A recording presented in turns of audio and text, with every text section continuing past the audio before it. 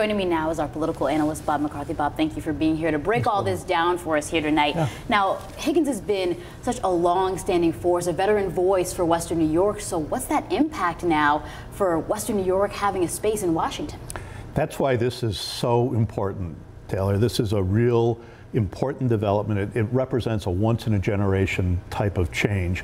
And so you're talking about somebody who's had 19 years in Congress, and everything in Congress is based on seniority. 19 years is a lot of seniority, and that's why Congressman Higgins has been able to be an effective force for all of those years.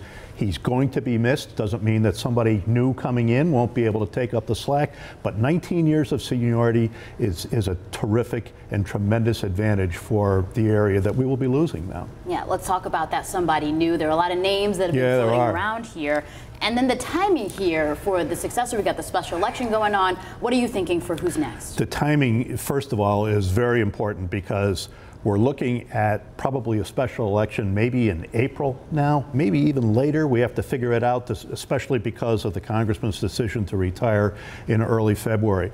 That leaves a number of potential successors. And this could change drastically as we see whatever the lineup is, whatever the timing is on it.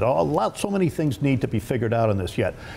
Names that are most mentioned: Tim Kennedy, the state senator, has a tremendous statewide organization. He has $2 million in his treasury, which he can't use for a federal election, but he'll find a way to use it somehow. And he's already flooding the area with political mailers that are touting his accomplishments. That's not a coincidence. He's doing that for a reason. Mark Poloncarz, the county executive, he's coming off a tremendous win just last week. And the main thing about Mark Poloncarz is if there is a special election, Jeremy Zellner and his Democratic organization will basically, essentially, name the next candidate.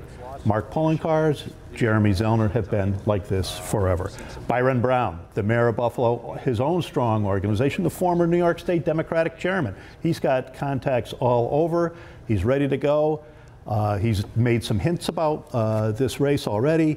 And then you got some folks like Sean Ryan in the background that are just lurking and waiting to see what the field is, I think. So. Yeah.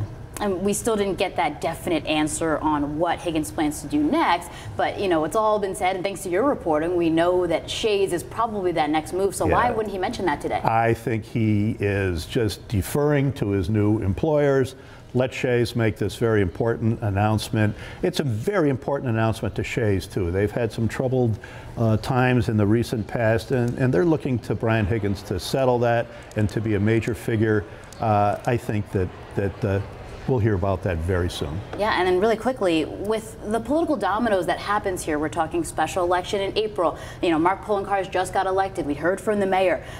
Is there like some uncertainty? How should people at home be feeling with not knowing who's going to lead us? It's the kind of thing we've been talking about here for several weeks. These dominoes could be falling all over the way they haven't in many, many years in Western New York. You could have, what if the mayor goes? Then you have to have an acting mayor. What if the county executive is the new congressman? Then we have to have a new county executive that the county legislature will name. What if Tim Kennedy or Sean Ryan become the new member of Congress from the area? That means that people will be vying to take those important places in the state Senate. And Tim Kennedy especially is a huge force in the state Senate right now as chairman of the Senate Transportation Committee. So that could mean changes too as far as clout goes for the area. Yeah, so much to think about. We just wrapped up with election week, right? But here we are with more questions, more to go. That's the thing about elections. They start all over the next day. It rolls right into it. Political analyst Bob McCarthy, thank you so much for joining us tonight.